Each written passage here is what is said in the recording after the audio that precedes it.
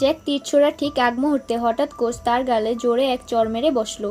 কারণ ছিল শুধু একটাই, কোচের মনে হলো জ্যাকের আর্চারি পজিশন সঠিক নয়। পাশে দাঁড়িয়ে থাকা সবাই হেসে উঠল। সবাই বলতে লাগলো জ্যাকের ড্র পজিশন তো একবারে ফালতু, সে এই টিমের অযোগ্য ছিল। কিন্তু কেউ জানতো না যে জ্যাক আসলে অবসরপ্রাপ্ত এক বিশ্ব চ্যাম্পিয়ন আর্চার। সে চোখ বন্ধ করেও তীর সোজা বুলসাইয়ে লাগাতে পারত।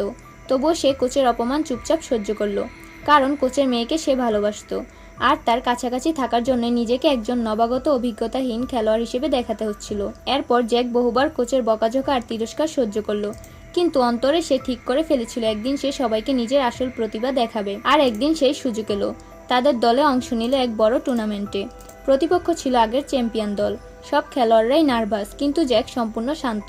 প্রথম রাউন্ড শুরু হলো। প্রতিপক্ষ সহজেই বুলসাই হিট করলো। এবার জ্যাকের পালা, কিন্তু সে ইচ্ছে করে তীর লক্ষ্যের বাইরে ছুড়ল। কোচ রাগে ফুঁসে উঠল। তারা মেনে নিল জ্যাক একদম অযোগ্য। শেষ রাউন্ডের দিকে যেতে যেতে তাদের দল অনেক পিছিয়ে পড়ল। তাই প্রতিপক্ষ দল তো আগেভাগেই জয়ের উদযাপন শুরু করে দিল। ঠিক তখনই জ্যাক সিদ্ধান্ত নিল এবার আসল খেলা দেখানোর সময়।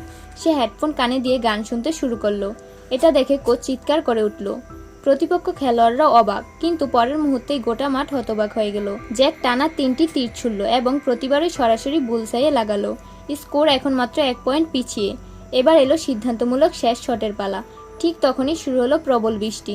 সবাই ভাবলো এখন আর জেতা অসম্ভব, কিন্তু জ্যাক গভীর শ্বাস নিল, নিজেকে স্থির করলো, তারপর শেষ তীর ছুড়ল। ফল দেখে সবার চোখ কপালে। তীর সোজা গিয়ে আগের তীরের পেছনে গেঁথে গেল। এই অলৌকিক দৃশ্য দেখে কোচের বলার মতো কিছুই রইল না। সেই মুহূর্তেই সবাই বুঝলো জ্যাক আসলে তার চেয়ে অনেক বড় আর্চার। তোমরাও কি জ্যাকের মতো হতে চাও? তাহলে ভিডিওতে লাইক করে চ্যানেলটি সাবস্ক্রাইব করো।